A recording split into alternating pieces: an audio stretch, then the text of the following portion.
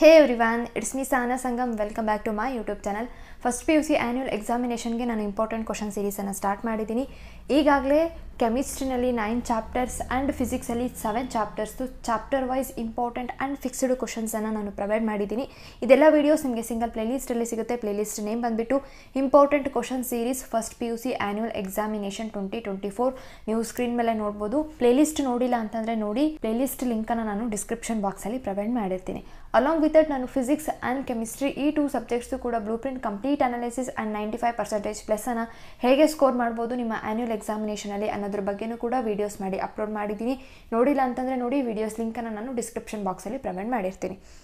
ಇವತ್ತು ನಾನು ಈ ವಿಡಿಯೋದಲ್ಲಿ ನಿಮ್ಮ ಆ್ಯನ್ಯುವಲ್ ಎಕ್ಸಾಮಿನೇಷನಲ್ಲಿ ಕನ್ನಡ ಕ್ವಶನ್ ಪೇಪರ್ ಹೇಗಿರುತ್ತೆ, ಎಷ್ಟು ಮೇನ್ಸ್ ಇರುತ್ತೆ, ಯಾವ್ಯಾವ ಮೇನಲ್ಲಿ ಯಾವ್ಯಾವ ಚಾಪ್ಟರಿಂದ ಕ್ವಶನ್ಸನ್ನು ಕೇಳ್ತಾರೆ, ಎಷ್ಟೆಷ್ಟು ಮಾರ್ಕ್ಸ್ಗೆ ಕ್ವಶನ್ಸನ್ನು ಕೇಳ್ತಾರೆ ಆ್ಯಂಡ್ ಯಾವ್ಯಾವ ಚಾಪ್ಟರ್ಗೆ ಎಷ್ಟೆಷ್ಟು ಮಾರ್ಕ್ಸನ್ನು ಅಲೋಕೇಟ್ ಮಾಡಿದ್ದಾರೆ, ಹೀಗೆ ಕಂಪ್ಲೀಟ್ ಇನ್ಫಾರ್ಮೇಷನ್ ನಾನು ಈ ವಿಡಿಯೋದಲ್ಲಿ ತಿಳಿಸ್ಕೊಡ್ತೀನಿ. ಸೊ ವಿಡಿಯೋ ಸ್ಕಿಪ್ ಮಾಡದೆ ಕಂಪ್ಲೀಟಾಗಿ ನೋಡಿ. ನೀವು ಸ್ಕ್ರೀನ್ ಮೇಲೆ ನೋಡ್ಬೋದು, ಈ blue print Karnataka PU board ಅವರು ತಮ್ಮ ಅಫಿಷಿಯಲ್ ವೆಬ್ಸೈಟಲ್ಲಿ ಅನೌನ್ಸ್ ಮಾಡಿರ್ತಕ್ಕಂಥ PDF. ಇದೇ PDF ಅನ್ನು ಇಟ್ಕೊಂಡು ನಾನೀಗ ಎಕ್ಸ್ಪ್ಲೇನ್ ಮಾಡ್ತಾ ಇದ್ದೀನಿ. ನಿಮ್ಮ ಕನ್ನಡ ಸಬ್ಜೆಕ್ಟಲ್ಲಿ ಟೋಟಲ್ ಪದ್ಯಗಳು ನಿಮಗೆ 15 ಇದೆ ಆ್ಯಂಡ್ ಗದ್ಯಗಳು 9 ಇದೆ ಆ್ಯಂಡ್ ಒಂದು ನಾಟಕ ವಿಭಾಗ ಇದೆ, ಅದು ಬೋಳೆಶಂಕರನ ನಾಟಕ. ಫಸ್ಟ್ ನಾನು ಪದ್ಯ ವಿಭಾಗದಿಂದ ಬರ್ತೀನಿ. ಫಸ್ಟ್ ಪದ್ಯ ಬಂದುಬಿಟ್ಟು ನಿಮಗಿರ್ತಕ್ಕಂಥದ್ದು ದುರ್ಯೋಧನನ ವಿಲಾಸ. ಈ ಪದ್ಯಕ್ಕೆ ಟೋಟಲ್ 8 ಮಾರ್ಕ್ಸ್ ಅಲೋಕೇಟ್ ಮಾಡಿದ್ದಾರೆ. ವಚನಗಳು ಈ ಪದ್ಯಕ್ಕೆ 5 ಮಾರ್ಕ್ಸನ್ನು ಅಲೋಕೇಟ್ ಮಾಡಿದ್ದಾರೆ. ದೇವನೊಲಿದವನ ಕುಲವೇ ಸತ್ಕುಲಂ ಈ ಪದ್ಯಕ್ಕೆ 3 ಮಾರ್ಕ್ಸ್ ಅಲೋಕೇಟ್ ಮಾಡಿದ್ದಾರೆ. ಹಲುಬಿದಲ್ ಕಲ್ಮರಂ ಕರಗುವಂತೆ ಈ ಪದ್ಯಕ್ಕೆ 4 ಮಾರ್ಕ್ಸ್ ಅಲೋಕೇಟ್ ಮಾಡಿದ್ದಾರೆ. ತಲ್ಲಣಿಸದಿರು ಕಂಡ್ಯ ತಾಳು ಮನವೇ 3 ಮಾರ್ಕ್ಸ್. ಶಿಶು ಮಕ್ಕಳಿಗೊಲಿದ ಮಾದೇವ 4 ಮಾರ್ಕ್ಸ್. ಅಖಂಡ ಕರ್ನಾಟಕ 4 ಮಾರ್ಕ್ಸ್. ಎಂದಿಗೆ ಈ ಪದ್ಯಕ್ಕೆ ಜಸ್ಟ್ 1 ಮಾರ್ಕ್ ಅಲೋಕೇಟ್ ಮಾಡಿದ್ದಾರೆ. ನೆಕ್ಸ್ಟ್ ಪದ್ಯ ನೋಡೋಣ. ಮಗು ಮತ್ತು ಹಣ್ಣುಗಳು ಈ ಪದ್ಯಕ್ಕೆ 3 ಮಾರ್ಕ್ಸ್. ನಾ ಬರೀ ಭ್ರೂಣವಲ್ಲ ಈ ಪದ್ಯಕ್ಕೆ 2 ಮಾರ್ಕ್ಸ್. ಮತ್ತೆ ಸೂರ್ಯ ಬರುತ್ತಾನೆ 1 ಮಾರ್ಕ್. ಸುನಾಮಿ ಹಾಡು 1 ಮಾರ್ಕ್. ಹೊಲಿಗೆ ಯಂತ್ರದ ಅಮ್ಮಿ 2 ಮಾರ್ಕ್ಸ್. ದೇವರಿಗೊಂದು ಅರ್ಜಿ 1 ಮಾರ್ಕ್. ಜೀವಕ್ಕೆ ಇಂಧನ 1 ಮಾರ್ಕನ್ನು ಅಲೋಕೇಟ್ ಮಾಡಿದ್ದಾರೆ. ಪದ್ಯ ವಿಭಾಗದಲ್ಲಿ ಗೊತ್ತಾಗಿದೆ ಯಾವ್ಯಾವ ಪದ್ಯಕ್ಕೆ ಎಷ್ಟೆಷ್ಟು ಮಾರ್ಕ್ಸ್ ಅಲೋಕೇಟ್ ಮಾಡಿದ್ದಾರೆ ಅಂತ. ನೆಕ್ಸ್ಟ್ ಬರೋಣ ಗದ್ಯ ವಿಭಾಗ. ಗದ್ಯ ವಿಭಾಗದಲ್ಲಿ ನಿಮಗೆ ಫಸ್ಟ್ ಚಾಪ್ಟರ್ ಇರ್ತಕ್ಕಂಥದ್ದು ಗಾಂಧಿ. ಈ ಚಾಪ್ಟರ್ಗೆ ನಿಮಗೆ 5 ಮಾರ್ಕ್ಸ್ ಅಲೋಕೇಟ್ ಮಾಡಿದ್ದಾರೆ. ರಾಗಿ ಮುದ್ದೆ 3 ಮಾರ್ಕ್ಸ್. ಜ್ಯೋತಿಷ್ಯ ಅರ್ಥಪೂರ್ಣವೋ ಅರ್ಥರಹಿತವೋ ಈ ಚಾಪ್ಟರ್ಗೆ 4 ಮಾರ್ಕ್ಸ್. ಶಾಸ್ತ್ರಿ ಮತ್ತವರ ಮಕ್ಕಳು ಈ ಚಾಪ್ಟರ್ಗೆ 4 ಮಾರ್ಕ್ಸ್. ನೆಕ್ಸ್ಟ್ ಚಾಪ್ಟರ್ ಬುದ್ಧ ಬಿಸಿಲೂರಿನವನು ಈ ಚಾಪ್ಟರ್ಗೆ 3 ಮಾರ್ಕ್ಸ್. ಮಹಾತ್ಮರ ಗುರು 3 ಮಾರ್ಕ್ಸ್. ನಿರಾಕರಣೆ 4 ಮಾರ್ಕ್ಸ್. ಕೃಷಿ ಸಂಸ್ಕೃತಿ ಮತ್ತು ಜಾಗತೀಕರಣ 3 ಮಾರ್ಕ್ಸ್. ಚತುರನ ಚಾತುರ್ಯ ಇದಕ್ಕೆ 4 ಮಾರ್ಕ್ಸ್. ಅಂಡ್ ಒಂದು ನಾಟಕ ವಿಭಾಗ ಇದೆ, ಬೋಳೆಶಂಕರನ ನಾಟಕ. ಈ ಚಾಪ್ಟರ್ಗೆ ನಿಮಗೆ 25 ಮಾರ್ಕ್ಸನ್ನು ಅಲೋಕೇಟ್ ಮಾಡಿದ್ದಾರೆ. ಇಷ್ಟು ಬ್ಲೂ ಪ್ರಿಂಟ್ ಆಗಿತ್ತು. ಸೊ ಕ್ವಶನ್ ಪೇಪರ್ ಪ್ಯಾಟ್ರನ್ ಹೇಗಿರುತ್ತೆ ಅನ್ನೋದನ್ನು ನಾನು ನಿಮ್ಮ PU ಬೋರ್ಡ್ ಅವರು ರಿಲೀಸ್ ಮಾಡಿರ್ತಕ್ಕಂಥ ಮಾಡೆಲ್ ಕ್ವಶನ್ ಪೇಪರ್ನ ಇಟ್ಕೊಂಡು ನಾನು ಎಕ್ಸ್ಪ್ಲೇನ್ ಮಾಡ್ತೀನಿ, ಸೊ ದಟ್ ನಿಮಗೆ ಈಸಿಯಾಗಿ ಅರ್ಥ ಆಗುತ್ತೆ ಫ್ರೆಂಡ್ಸ್. ನೀವು ಸ್ಕ್ರೀನ್ ಮೇಲೆ ನೋಡ್ಬೋದು, ಮಾದರಿ ಪ್ರಶ್ನೆ ಪತ್ರಿಕೆ 2023-2024 ಅಂತ ಇದೆ. ಪ್ರಥಮ PUC ಕನ್ನಡ. ಮ್ಯಾಕ್ಸಿಮಮ್ ಮಾರ್ಕ್ಸ್ ಬಂದುಬಿಟ್ಟು 80 ಮಾರ್ಕ್ಸ್ ಆ್ಯಂಡ್ ಡ್ಯೂರೇಷನ್ ಬಂದುಬಿಟ್ಟು 3 hours 15 minutes. ಇದರಲ್ಲಿ ಫಸ್ಟ್ ಆ ವಿಭಾಗ ಬರುತ್ತೆ. ಆ ವಿಭಾಗದಲ್ಲಿ ನಿಮಗೆ 1 ಮಾರ್ಕ್ ಕ್ವಶನ್ಸನ್ನು ಕೇಳ್ತಾರೆ ಫ್ರೆಂಡ್ಸ್.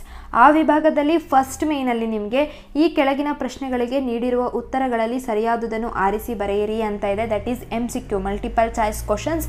ಟೋಟಲ್ 10 ಕ್ವಶನ್ಸ್ ಇರುತ್ತೆ. ಒಂದೊಂದು ಕ್ವಶನ್ಗೆ 1 ಮಾರ್ಕ್.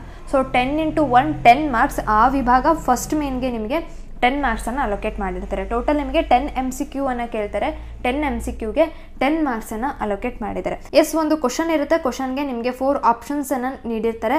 ಈ 4 ಆಪ್ಷನ್ಸಲ್ಲಿ ನೀವು ಸೂಟಬಲ್ ಆಪ್ಷನನ್ನು ಪಿಕ್ ಮಾಡಿ ಬರೀಬೇಕಾಗುತ್ತೆ.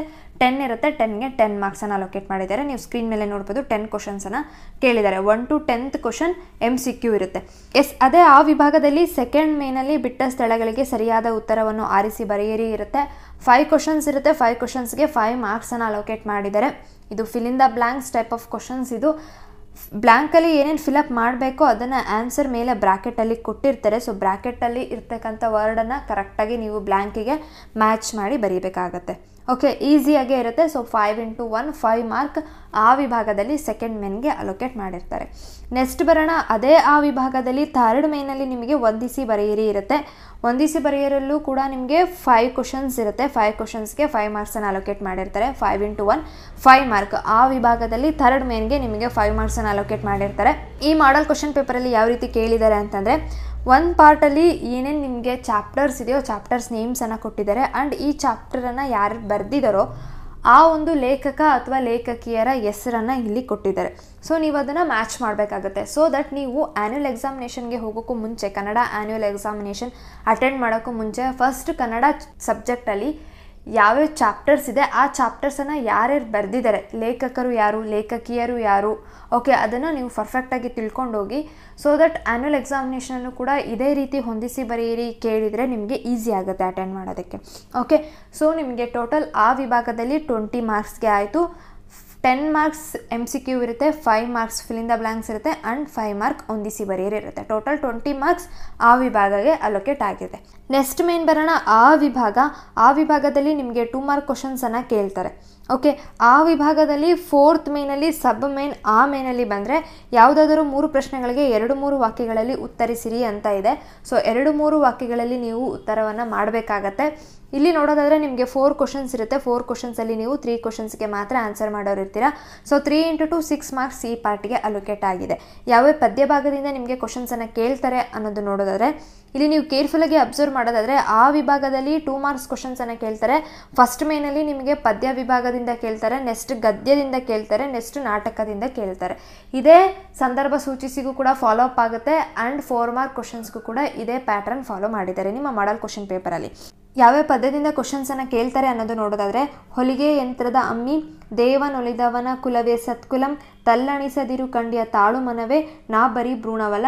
ಈ 4 ಚಾಪ್ಟರ್ಸಿಂದ ನಿಮಗೆ 4 ಕ್ವಶನ್ಸನ್ನು ಈ ಮೇನಲ್ಲಿ ಕೇಳ್ತಾರೆ. ಇದೇ ಆ ವಿಭಾಗದಲ್ಲಿ ನೆಕ್ಸ್ಟ್ ಮೇನ್ಗೆ ಬರೋಣ. 2-3 ವಾಕ್ಯಗಳಲ್ಲಿ ಉತ್ತರಿಸಿ 2 ಮಾರ್ಕ್ ಕ್ವಶನ್ಸ್ ಇರುತ್ತೆ. ಟೋಟಲ್ ನಿಮಗೆ 4 ಕ್ವಶನ್ಸ್ ಇರುತ್ತೆ. 4 ಕ್ವಶನ್ಸಲ್ಲಿ ನೀವು 2 ಕ್ವಶನ್ಸನ್ನು ಮಾತ್ರ ಆನ್ಸರ್ ಮಾಡೋರಿರ್ತೀರಾ. ಸೊ 2 × 2 4 ಮಾರ್ಕ್ ಈ ಪಾರ್ಟ್ಗೆ ಅಲೋಕೇಟ್ ಆಗಿರುತ್ತೆ. ಇದರಲ್ಲಿ ಗದ್ಯ ವಿಭಾಗದಿಂದ ನಿಮಗೆ ಕ್ವಶನ್ಸನ್ನು ಕೇಳ್ತಾರೆ. ಯಾವ್ಯಾವ ಗದ್ಯದಿಂದ ನಿಮಗೆ ಕ್ವಶನ್ಸನ್ನು ಕೇಳ್ತಾರೆ ಅನ್ನೋದು ನೋಡೋದಾದರೆ ಮಹಾತ್ಮರ ಗುರು, ಕೃಷಿ ಸಂಸ್ಕೃತಿ ಮತ್ತು ಜಾಗತೀಕರಣ, ರಾಗಿ ಮುದ್ದೆ, ಬುದ್ಧ ಬಿಸಿಲೂರಿನವನು. ಈ 4 ಚಾಪ್ಟರ್ಸಿಂದ ನಿಮಗೆ 4 ಕ್ವಶನ್ಸನ್ನು ಈ ಪಾರ್ಟಲ್ಲಿ ಕೇಳ್ತಾರೆ. ನೀವು ಆನ್ಸರ್ ಮಾಡಬೇಕಾಗಿರೋದು ಓನ್ಲಿ 2 ಕ್ವಶನ್ಸ್ಗೆ ಮಾತ್ರ. ಓಕೆ, ನೆಕ್ಸ್ಟ್ ಮೇನ್ಗೆ ಬರೋಣ. ನೆಕ್ಸ್ಟ್ ಮೇನಲ್ಲಿ ನಿಮಗೆ ನಾಟಕ ವಿಭಾಗದಿಂದ ಕ್ವಶನ್ಸನ್ನು ಕೇಳ್ತಾರೆ. ದಟ್ ಈಸ್ ಬೋಳೆ ಶಂಕರನ ನಾಟಕ.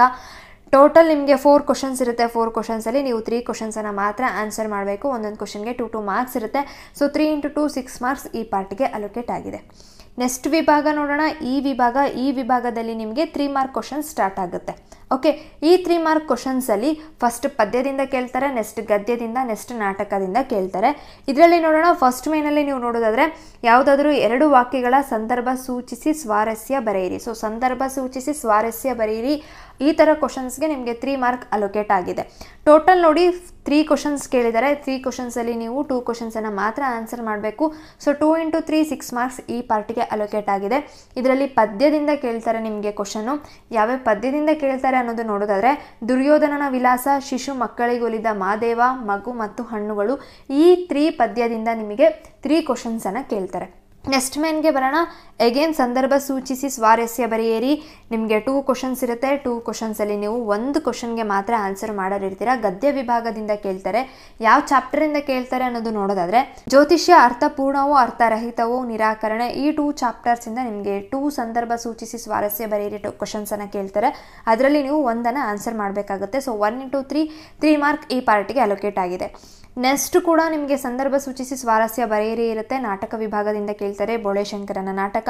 2 ಕ್ವಶನ್ಸ್ ಇರುತ್ತೆ. 2 ಕ್ವಶನ್ಸಲ್ಲಿ ನೀವು 1 ಕ್ವಶನ್ಗೆ ಮಾತ್ರ ಆನ್ಸರ್ ಮಾಡೋರಿರ್ತೀರ. ಸೊ 1 × 3 ಮಾರ್ಕ್ ಈ ಪಾರ್ಟ್ಗೆ ಅಲೋಕೇಟ್ ಆಗಿದೆ. ಓಕೆ, ಈ ವಿಭಾಗ ಇಲ್ಲಿಗೆ ಕಂಪ್ಲೀಟ್ ಆಯಿತು. ನೆಕ್ಸ್ಟ್ ಈ ವಿಭಾಗದಲ್ಲಿ ನಿಮಗೆ 4 ಮಾರ್ಕ್ ಕ್ವಶನ್ಸ್ ಸ್ಟಾರ್ಟ್ ಆಗುತ್ತೆ. ಸೇಮ್ ಇದರಲ್ಲೂ ಕೂಡ ಫಸ್ಟ್ ಪದ್ಯದಿಂದ ಕೇಳ್ತಾರೆ, ನೆಕ್ಸ್ಟ್ ಗದ್ಯದಿಂದ ಕೇಳ್ತಾರೆ, ನೆಕ್ಸ್ಟ್ ನಾಟಕ ವಿಭಾಗದಿಂದ ಕೇಳ್ತಾರೆ. ಫಸ್ಟ್ ಮೇನನ್ನು ನೋಡೋಣ. ಫಸ್ಟ್ ಮೇನಲ್ಲಿ ನಿಮಗೆ 5-6 ವಾಕ್ಯಗಳಲ್ಲಿ ಉತ್ತರಿಸಿರಿ ಅಂತ ಇದೆ. ಟೋಟಲ್ ನಿಮಗೆ 4 ಕ್ವಶನ್ಸ್ ಇದೆ. 4 ಕ್ವಶನ್ಸಲ್ಲಿ ನೀವು 2 ಕ್ವಶನ್ಸನ್ನು ಮಾತ್ರ ಆನ್ಸರ್ ಮಾಡೋರಿರ್ತೀರ. ಸೊ 2 × 4 8 ಮಾರ್ಕ್ಸ್ ಈ ಪಾರ್ಟ್ಗೆ ಅಲೋಕೇಟ್ ಆಗಿದೆ. ಯಾವ್ಯಾವ ಪದ್ಯದಿಂದ ಕ್ವಶನ್ಸನ್ನು ಕೇಳ್ತಾರೆ ಅನ್ನೋದು ನೋಡೋದಾದರೆ ದುರ್ಯೋಧನನ ವಿಲಾಸ, ವಚನಗಳು, ಅಖಂಡ, ಹಲುಬಿದಲ್, ಕಲ್ಮರಂ, ಕರಗುವಂತೆ. ಈ ಪದ್ಯದಿಂದ ನಿಮಗೆ 4 ಕ್ವಶನ್ಸನ್ನು ಕೇಳ್ತಾರೆ. 4 ಕ್ವಶನ್ಸಲ್ಲಿ ನೀವು 2 ಕ್ವಶನ್ಸನ್ನು ಮಾತ್ರ ಆನ್ಸರ್ ಮಾಡಬೇಕು. ನೆಕ್ಸ್ಟ್ ಮೇನ್ಗೆ ಬರೋಣ. ಈ ಮೇನಲ್ಲಿ ನಿಮಗೆ ಗದ್ಯ ವಿಭಾಗದಿಂದ ಕೇಳ್ತಾರೆ. 5 ವಾಕ್ಯಗಳಲ್ಲಿ ಉತ್ತರಿಸಿ. ಟೋಟಲ್ ನಿಮಗೆ 3 ಕ್ವಶನ್ಸ್ ಇರುತ್ತೆ. 3 ಕ್ವಶನ್ಸಲ್ಲಿ 1 ಕ್ವಶನ್ಗೆ ಮಾತ್ರ ಆನ್ಸರ್ ಮಾಡೋರು ಇರ್ತೀರ. ಸೊ 1 × 4 ಮಾರ್ಕ್ ಈ ಪಾರ್ಟ್ಗೆ ಅಲೋಕೇಟ್ ಆಗಿದೆ. ಯಾವ್ಯಾವ ಗದ್ಯದಿಂದ ಕ್ವಶನ್ಸನ್ನು ಕೇಳ್ತಾರೆ ಅನ್ನೋದು ನೋಡೋದಾದರೆ ಗಾಂಧಿ, ಶಾಸ್ತ್ರಿ ಮತ್ತು ಅವರ ಮಕ್ಕಳು, ಚತುರನ ಚಾತುರ್ಯ, ಈ 3 ಚಾಪ್ಟರ್ಸಿಂದ ನಿಮಗೆ 3 ಕ್ವಶನ್ಸ್ ಕೇಳ್ತಾರೆ. ಅದರಲ್ಲಿ 1 ಕ್ವಶನ್ಗೆ ಮಾತ್ರ ಆನ್ಸರ್ ಮಾಡಬೇಕು. ನೆಕ್ಸ್ಟ್ ಮೇನ್ಗೆ ಬರೋಣ. 5 ವಾಕ್ಯಗಳಲ್ಲಿ ಉತ್ತರಿಸಿ. ನಾಟಕ ವಿಭಾಗದಿಂದ ಕೇಳ್ತಾರೆ. ದಟ್ ಈಸ್ ಬೋಳೆಶಂಕರನ ನಾಟಕ. 2 ಕ್ವಶನ್ಸ್ ಇರುತ್ತೆ. 2 ಕ್ವಶನ್ಸಲ್ಲಿ ನೀವು 1 ಕ್ವಶನ್ಗೆ ಮಾತ್ರ ಆನ್ಸರ್ ಮಾಡೋರು ಇರ್ತೀರಾ. ಸೊ 1 × 4 ಮಾರ್ಕ್ ಈ ಪಾರ್ಟಿಗೆ ಅಲೋಕೇಟ್ ಆಗಿದೆ. ಓಕೆ, ಇಲ್ಲಿಗೆ ನಿಮಗೆ 1 mark, 2 mark, 3 mark and 4 mark questions complete ಆಗುತ್ತೆ. ನೆಕ್ಸ್ಟ್ ನಿಮಗೆ ಗ್ರಾಮರ್ ಪಾರ್ಟ್ ಸ್ಟಾರ್ಟ್ ಆಗುತ್ತೆ. ಓಕೆ, ಭಾಷಾಭ್ಯಾಸ ಸ್ಟಾರ್ಟ್ ಆಗುತ್ತೆ. ಇದರಲ್ಲಿ ನೀವು ನೋಡೋದಾದರೆ ಇದು ತುಂಬ ಇಂಪಾರ್ಟೆಂಟ್ ಆಗುತ್ತೆ. ಇದನ್ನು ನೀವು ಚೆನ್ನಾಗಿ ಪ್ರಾಕ್ಟೀಸ್ ಮಾಡಿ. ಟೋಟಲ್ ನಿಮಗೆ 6 ಕ್ವಶನ್ಸ್ ಇರುತ್ತೆ. 1 2 3 4 5 6 ಕ್ವಶನ್ಸ್ ಇರುತ್ತೆ. ಈ 6 ಕ್ವಶನ್ಸಲ್ಲಿ ನೀವು 4 ಕ್ವಶನ್ಸ್ಗೆ ಮಾತ್ರ ಆನ್ಸರನ್ನು ಮಾಡಬೇಕು. ಅವರು ಅಲ್ಲಿ ಇನ್ಸ್ಟ್ರಕ್ಷನ್ಸನ್ನು ಕೊಟ್ಟಿರ್ತಾರೆ. ಈ ಕೆಳಗಿನ ಪ್ರಶ್ನೆಗಳಿಗೆ ಯಾವುದಾದರೂ 4ಕ್ಕೆ ಸೂಚನೆಗೆ ಅನುಗುಣವಾಗಿ ಉತ್ತರಿಸಿರಿ ಅಂತ ಇದೆ. ಸೊ ಅವರು ಇನ್ಸ್ಟ್ರಕ್ಷನ್ಸ್ ಕೊಟ್ಟಿರ್ತಾರೆ. ಆ ಇನ್ಸ್ಟ್ರಕ್ಷನನ್ನು ನೋಡಿಕೊಂಡು ನೀವು 4 ಕ್ವಶನ್ಸಿಗೆ ಆನ್ಸರನ್ನು ಮಾಡಬೇಕಾಗತ್ತೆ. ಒಂದೊಂದು ಕ್ವಶನ್ಗೆ 2 ಮಾರ್ಕ್ಸ್ ಇರುತ್ತೆ. ಸೊ 4 × 2 8 ಮಾರ್ಕ್ ಈ ಪಾರ್ಟಿಗೆ ಅಲೋಕೇಟ್ ಆಗಿರುತ್ತೆ. ಇದರಲ್ಲೂ ಕೂಡ ನಿಮಗೆ ಎಕ್ಸ್ಟ್ರಾ ಕ್ವಶನ್ಸ್ ಇರುತ್ತೆ. ಸೊ ವರಿ ಮಾಡುವಂಥ ಅವಶ್ಯಕತೆ ಇಲ್ಲ. ಫಸ್ಟ್ ಕ್ವಶನ್ ನೋಡಿ ಯಾವ ರೀತಿ ಕೇಳಿದ್ದಾರೆ ಅಂತಂದರೆ, ಕೆಳಗಿನ 2 ಪದಗಳಿಗೆ ಅರ್ಥವನ್ನು ಬರೆಯಿರಿ ಅಂತ ಕೇಳಿದ್ದಾರೆ. ಓಕೆ, ಯಾವುದಾದ್ರೂ ಪದಗಳಿಗೆ ಅರ್ಥವನ್ನು ಬರೆಯೋದಕ್ಕೆ ಕೇಳ್ಬೋದು. ಓಕೆ, ಪದಗಳನ್ನು ಇಲ್ಲಿ ಕೊಟ್ಟಿದ್ದಾರೆ. ನೆಕ್ಸ್ಟ್ ನೋಡಿ, ಕೆಳಗಿನ 2 ನುಡಿಗಟ್ಟುಗಳನ್ನು ವಾಕ್ಯದಲ್ಲಿ ಬಳಸಿರಿ ಅಂತ ಇದೆ. ಕೆಳಗಡೆ ನುಡಿಗಟ್ಟುಗಳನ್ನು ಕೊಟ್ಟಿದ್ದಾರೆ. ಆ ನುಡಿಗಟ್ಟುಗಳನ್ನು ನೀವು ಯೂಸ್ ಮಾಡಿಕೊಂಡು ಸ್ವಂತ ವಾಕ್ಯದಲ್ಲಿ ನೀವು ಸೆಂಟೆನ್ಸನ್ನು ಫ್ರೇಮ್ ಮಾಡಬೇಕಾಗತ್ತೆ. ನೆಕ್ಸ್ಟ್ ಕ್ವಶನ್ ನೋಡಿ, 2 ಪದಗಳಿಗೆ ತದ್ಭವಗಳನ್ನು ಬರೆಯಿರಿ ಅಂತ ಇದೆ. ಸೊ ಕೆಳಗಡೆ ಕೊಟ್ಟಿರ್ತಕ್ಕಂಥ ಪದಗಳಿಗೆ ನೀವು ತದ್ಭವವನ್ನು ಬರಿಬೇಕಾಗತ್ತೆ. ಸೊ ತದ್ಭವ ರೂಪವನ್ನು ಬರಿಬೇಕಾಗತ್ತೆ. ನೀವು ಇಲ್ಲಿ ಕೇರ್ಫುಲ್ಲಾಗಿ ಅಬ್ಸರ್ವ್ ಮಾಡೋದಾದರೆ ಇಲ್ಲಿ ಇರ್ತಕ್ಕಂಥದ್ದು ನಿಮಗೆ 6 ಕ್ವಶನ್ಸಲ್ಲಿ ನೀವು 4 ಕ್ವಶನ್ಸ್ಗೆ ಮಾತ್ರ ಆನ್ಸರ್ ಮಾಡಬೇಕು. ಸೊ ನಿಮಗೆ ಇಲ್ಲಿ ಕೂಡ ಚಾಯ್ಸ್ ಇತ್ತು. ಮತ್ತು ಕ್ವಶನ್ ಒಳಗಡೆನೂ ಕೂಡ ಅವರು ನಿಮಗೆ ಚಾಯ್ಸನ್ನು ಕೊಟ್ಟಿದ್ದಾರೆ. ಹೇಗೆ ಅಂತ ಇಲ್ಲಿ ನೋಡಿ. ಫಸ್ಟ್ ಕ್ವಶನ್ ನೋಡಿ, 2 ಪದಗಳಿಗೆ ಅರ್ಥವನ್ನು ಬರೆಯಿರಿ. ಇಲ್ಲಿ ಅವರು ಕೊಟ್ಟಿರ್ತಕ್ಕಂಥದ್ದು 3 ವರ್ಡ್ಸ್. 3 ವರ್ಡ್ಸಲ್ಲಿ ನೀವು 2 ವರ್ಡ್ಸ್ಗೆ ಮಾತ್ರ ಮೀನಿಂಗನ್ನು ಬರೀಬೇಕು. ಓಕೆ, ಒಂದೊಂದು ವರ್ಡ್ಗೆ ಒಂದೊಂದು ಮಾರ್ಕ್ ಇರುತ್ತೆ. ಸೊ ಇದಕ್ಕೆ ನಿಮಗೆ 2 ಮಾರ್ಕ್ ಅಲೋಕೇಟ್ ಆಯಿತು. ಓಕೆ, ನೆಕ್ಸ್ಟ್ ಕ್ವಶನ್ಗೆ ಬರೋಣ. 2 ನುಡಿಗಟ್ಟುಗಳನ್ನು ವಾಕ್ಯದಲ್ಲಿ ಬಳಸಿರಿ ಅಂತ ಇದೆ. ಕೆಳಗಡೆ ಕೊಟ್ಟಿರ್ತಕ್ಕಂಥದ್ದು ಅವರು 3 ನುಡಿಗಟ್ಟುಗಳನ್ನು ಕೊಟ್ಟಿದ್ದಾರೆ. 3ರಲ್ಲಿ ಯಾವುದಾದ್ರೂ 2 ನುಡಿಗಟ್ಟುಗಳನ್ನು ಮಾತ್ರ ನೀವು ಓನ್ ಸೆಂಟೆನ್ಸಲ್ಲಿ ಫ್ರೇಮ್ ಮಾಡಿ ಬರೀಬೇಕಾಗುತ್ತೆ. ಓಕೆ, 2 ನುಡಿಗಟ್ಟುಗಳನ್ನು ನೀವು ಕರೆಕ್ಟಾಗಿ ಬರೆದ್ರೆ ಫ್ರೇಮ್ ಮಾಡಿ ಸೆಂಟೆನ್ಸನ್ನು, ಇದಕ್ಕೆ 2 ಮಾರ್ಕ್ ಅಲೋಕೇಟ್ ಆಯಿತು. ಸೊ ಕ್ವಶನ್ ಒಳಗಡೆನೂ ಕೂಡ ನಿಮ್ಗೆ ಚಾಯ್ಸನ್ನು ಕೊಟ್ಟಿದ್ದಾರೆ. ಸೊ ದಟ್ ಇದ್ರ ಬಗ್ಗೆ ನೀವು ಜಾಸ್ತಿ ವರಿ ಮಾಡಬೇಡಿ, ಬಟ್ ಚೆನ್ನಾಗಿ ಪ್ರಾಕ್ಟೀಸ್ ಮಾಡ್ಕೊಂಡು ಹೋಗಿ. ನೆಕ್ಸ್ಟ್ ನೋಡಿ, ಕೆಳಗಿನ 2 ಪದಗಳಿಗೆ ತದ್ಭವಗಳನ್ನು ಬರೆಯಿರಿ. ಇದರಲ್ಲೂ ಕೂಡ ಅವರು 3 ಪದಗಳನ್ನು ಕೊಟ್ಟಿದ್ದಾರೆ. 3ರಲ್ಲಿ ಯಾವುದಾದ್ರೂ 2ಅನ್ನು ನೀವು ಬರೀಬೇಕಾಗತ್ತೆ. ನೆಕ್ಸ್ಟ್ ನೋಡಿ, ಕೆಳಗಿನ 2 ಪದಗಳಿಗೆ ಅನುಕರಣ ವಾಚಕಗಳನ್ನು ಸ್ವಂತ ವಾಕ್ಯದಲ್ಲಿ ಬರೆಯಿರಿ ಅಂತ ಇದೆ. ಇದರಲ್ಲೂ ಕೂಡ 3 ವರ್ಡ್ಸ್ ಕೊಟ್ಟಿದ್ದಾರೆ. 3 ವರ್ಡ್ಸಲ್ಲಿ ಯಾವುದಾದ್ರೂ 2 ವರ್ಡ್ಸನ್ನು ನೀವು ಚಾಯ್ಸ್ ಮಾಡಿ ಬರೀಬೇಕಾಗುತ್ತೆ. ಕೆಳಗಿನ 2 ಪದಗಳಿಗೆ ವಿರುದ್ಧಾರ್ಥಕ ಪದಗಳನ್ನು ಬರೆಯಿರಿ. ಕೆಳಗಡೆ ನಿಮಗೆ 3 ವರ್ಡ್ಸ್ ಕೊಟ್ಟಿದ್ದಾರೆ. 3 ವರ್ಡ್ಸಲ್ಲಿ ಯಾವುದಾದ್ರೂ 2 ವರ್ಡ್ಸ್ಗೆ ಆಪೋಸಿಟ್ ವರ್ಡ್ಸನ್ನು ನೀವು ಬರೀಬೇಕಾಗತ್ತೆ. ನೆಕ್ಸ್ಟ್ ನೋಡಿ, ಈ ಕೆಳಗಿನ 2 ಪದಗಳಿಗೆ ಸಮಾನಾರ್ಥಕಗಳನ್ನು ಬರೆಯಿರಿ ಅಂತ ಇದೆ. ಇದರಲ್ಲೂ ಕೂಡ 3 ವರ್ಡ್ಸ್ ಕೊಟ್ಟಿದ್ದಾರೆ. 3 ವರ್ಡ್ಸಲ್ಲಿ ಯಾವುದಾದ್ರೂ 2 ವರ್ಡ್ಸ್ಗೆ ನೀವು ಆನ್ಸರನ್ನು ಮಾಡಬೇಕಾಗತ್ತೆ. ಓಕೆ, ಸೊ 6 ಕ್ವಶನ್ಸಲ್ಲಿ 4 ಕ್ವಶನ್ಸನ್ನು ಮಾತ್ರ ಆನ್ಸರ್ ಮಾಡಬೇಕು. ಈ 4 ಕ್ವಶನ್ಸಲ್ಲೂ ಕೂಡ ನಿಮಗೆ ಚಾಯ್ಸ್ ಇದೆ. ಸೊ ನಿಮಗೆ ಯಾವುದು ಈಸಿ ಆಗುತ್ತೋ, ಯಾವ್ದು ಕಂಫರ್ಟಬಲ್ ಆಗುತ್ತೋ ಆ್ಯಂಡ್ ನಿಮಗೆ ಯಾವುದಕ್ಕೆ ಆನ್ಸರ್ ಪರ್ಫೆಕ್ಟಾಗಿ ಗೊತ್ತಿರುತ್ತೋ ಅದನ್ನು ನೀವು ಚಾಯ್ಸ್ ಮಾಡಿ ಬರೀಬೋದು. ಓಕೆ, ನೆಕ್ಸ್ಟ್ ಬರೋಣ. Next question very very important ನೋಡಿ. 55th question. ಆ್ಯಕ್ಚುಲಿ ಇದು 55 ಇಲ್ಲಿ ಮೇಲೆ ಹೋಗಬೇಕಿತ್ತು. 55th ಕ್ವಶನ್, ಕೆಳಗಿನ ಯಾವುದಾದ್ರೂ ಒಂದನ್ನು ಕುರಿತು ಪ್ರಬಂಧ ಬರೆಯಿರಿ ಅಂತ ಇದೆ. ಸೊ ಪ್ರಬಂಧಕ್ಕೆ ನಿಮಗೆ 4 ಮಾರ್ಕ್ ಇರುತ್ತೆ. 1 × 4 ಮಾರ್ಕ್ ಇರುತ್ತೆ. ಪುಸ್ತಕಗಳ ಮಹತ್ವ, ಯೋಗದ ಮಹತ್ವ ಅಂತ ಇದೆ. ಇವೆರಡರಲ್ಲಿ ಯಾವುದಾದ್ರೂ ಒಂದನ್ನು ನೀವು ಚಾಯ್ಸ್ ಮಾಡಿ ಬರೀಬೇಕಾಗತ್ತೆ. ಓಕೆ, ನಿಮಗೆ ಯಾವುದ್ರ ಬಗ್ಗೆ ಇನ್ಫಾರ್ಮೇಷನ್ ಚೆನ್ನಾಗಿ ಗೊತ್ತಿದೆ ಅದನ್ನು ನೀವು ಚಾಯ್ಸ್ ಮಾಡಿ ಬರೀಬೇಕಾಗತ್ತೆ. ನೆಕ್ಸ್ಟ್ ಕ್ವಶನ್ 56th ಕ್ವಶನ್, ಯಾವುದಾದರೂ ಒಂದನ್ನು ಕುರಿತು ಪತ್ರ ಬರೀರಿ ಅಂತ ಇದೆ. ಸೊ ಪತ್ರ ಲೇಖನ ಇರುತ್ತೆ. ಪತ್ರ ಲೇಖನವನ್ನು ಯಾವ ರೀತಿ ಕೇಳ್ಬೋದು ಅಂತ ನೋಡೋದಾದರೆ, ನಿಮ್ಮ ಪ್ರದೇಶದ ಬರಗಾಲವನ್ನು ವಿವರಿಸಿ ಜಿಲ್ಲಾಧಿಕಾರಿಗಳಿಗೆ ಬರ ಪರಿಹಾರ ಕಾರ್ಯ ಕೈಗೊಳ್ಳಲು ವಿನಂತಿ ಪತ್ರ ಬರೆಯಿರಿ. ಅಥವಾ ನಿಮ್ಮ ಕಾಲೇಜಿನ ವಾರ್ಷಿಕೋತ್ಸವ ಕುರಿತು ಸ್ನೇಹಿತರಿಗೊಂದು ಪತ್ರ ಬರೆಯಿರಿ ಅಂತ ಇದೆ. ಒಂದು ಫಾರ್ಮಲ್ ಲೆಟರ್ ಇದೆ, ಇನ್ನೊಂದು ಇನ್ಫಾರ್ಮಲ್ ಲೆಟರ್ ಇದೆ. ಇವೆರಡರಲ್ಲಿ ನೀವು ಯಾವುದನ್ನು ಚೆನ್ನಾಗಿ ಪ್ರಾಕ್ಟೀಸ್ ಮಾಡಿರ್ತೀರೋ ಅದನ್ನು ನೀವು ಚೆನ್ನಾಗಿ ಆನ್ಸರ್ ಶೀಟಲ್ಲಿ ರೆಪ್ರೆಸೆಂಟ್ ಮಾಡಬೇಕಾಗತ್ತೆ. ಪತ್ರ ಲೇಖನಗೂ ಕೂಡ ನಿಮಗೆ 4 ಮಾರ್ಕ್ಸ್ ಅಲೋಕೇಟ್ ಮಾಡಿದ್ದಾರೆ. ಆ್ಯಂಡ್ ಇಲ್ಲಿ ಒಂದು ಇನ್ಸ್ಟ್ರಕ್ಷನ್ ಕೊಟ್ಟಿದ್ದಾರೆ. ಏನು ಅಂತಂದರೆ, ನೀವು ಪತ್ರಲೇಖನವನ್ನು ಬರೆಯುವಾಗ ಹೆಸರು ಆಗಿರ್ಬೋದು, ಊರು ಆಗಿರ್ಬೋದು ಮೆನ್ಷನ್ ಮಾಡಬಾರ್ದು ಅಂತ ಇಲ್ಲಿ ಹೇಳಿದ್ದಾರೆ. ಅದ್ರ ಬದಲಾಗೆ ನೀವು ಹೆಸರಿಗೆ ಅಬಕ ಅಂತ ಯೂಸ್ ಮಾಡಬೇಕು ಆ್ಯಂಡ್ ಊರಿಗೆ ಕಾಚಾಟ ತಾಪ ಅಂತ ಯೂಸ್ ಮಾಡಬೇಕು ಅಂತ ಇಲ್ಲಿ ಅವರು ಇನ್ಸ್ಟ್ರಕ್ಷನಲ್ಲಿ ಕೊಟ್ಟಿದ್ದಾರೆ. ಸೊ ಇನ್ಸ್ಟ್ರಕ್ಷನನ್ನು ನೀವು ಫಾಲೋ ಮಾಡಬೇಕಾಗತ್ತೆ. ಇದಿಷ್ಟು Kannada blue print complete analysis ಆಗಿತ್ತು. ಆ್ಯಂಡ್ ನಿಮಗೆ ಈಗ ಆ್ಯನ್ಯುವಲ್ ಎಕ್ಸಾಮಿನೇಷನಲ್ಲಿ ಕನ್ನಡ ಕ್ವಶನ್ ಪೇಪರ್ ಹೇಗೆ ಬರುತ್ತೆ ಅನ್ನೋದು ಕಂಪ್ಲೀಟ್ ಐಡಿಯಾ ಸಿಕ್ಕಿದೆ ಅಂತ ಅನ್ಕೋತೀನಿ. ನಿಮಗೆ ಈ ವಿಡಿಯೋ ಹೆಲ್ಪ್ಫುಲ್ ಆಯಿತು ಅಂತಂದರೆ ನಿಮ್ಮ ಫ್ರೆಂಡ್ಸ್ಗೂ ಕೂಡ ಶೇರ್ ಮಾಡಿ, ಚಾನಲನ್ನು ಸಬ್ಸ್ಕ್ರೈಬ್ ಮಾಡಿ, ವಿಡಿಯೋಗೆ ಲೈಕ್ ಮಾಡಿ. Thank you for watching. All the best. See you in the next video. Bye. Take care guys.